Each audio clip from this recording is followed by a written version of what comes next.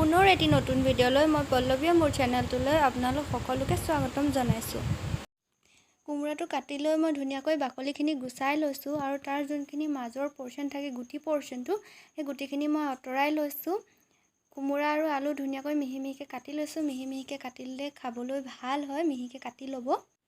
কেৰাহীখন পাতি লৈছোঁ। সেইখন কেৰাহীতে মই মাছ ফ্ৰাই কৰিছিলোঁ, তাত তেল অলপ আৰু দি তাত পাঁচফোৰণ অলপ দি লৈছোঁ।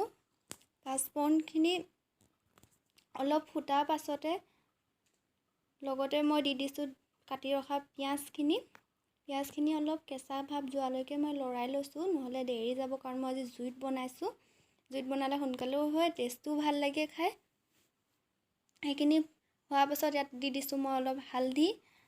মই তেলতে হালধি দিওঁ, আপোনালোকে ইচ্ছা কৰিলে পাছতো দিব পাৰিব।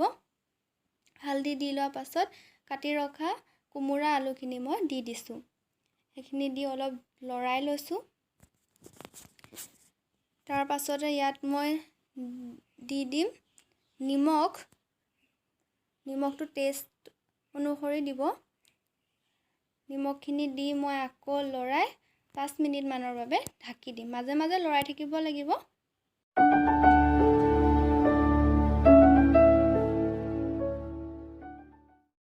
মই অলপ ডাঙৰ চাইজৰ বিলাহী এটা কাটি লৈছিলোঁ, সেইখিনি ইয়াত মই এড কৰি দিছোঁ।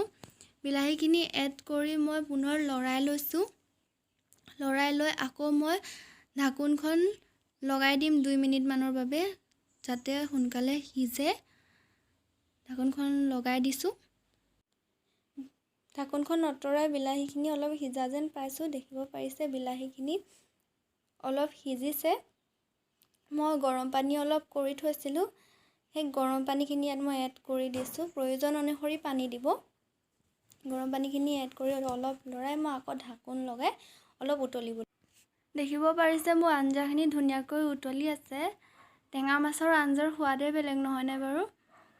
মই মাছখিনি ফ্ৰাই কৰি থৈছিলোঁ, সৰু মাছ পিছে সৰু মাছখিনি মই ইয়াতে এড কৰি দিছোঁ। এড কৰি অলপ লৰাই মই পুনৰ ঢাকোনখন লগাই দিম। ঢাকোনখন লগাই অলপ টাইম উতলিব দিম। এয়া মই ঢাকোনখন লগাই দিছোঁ।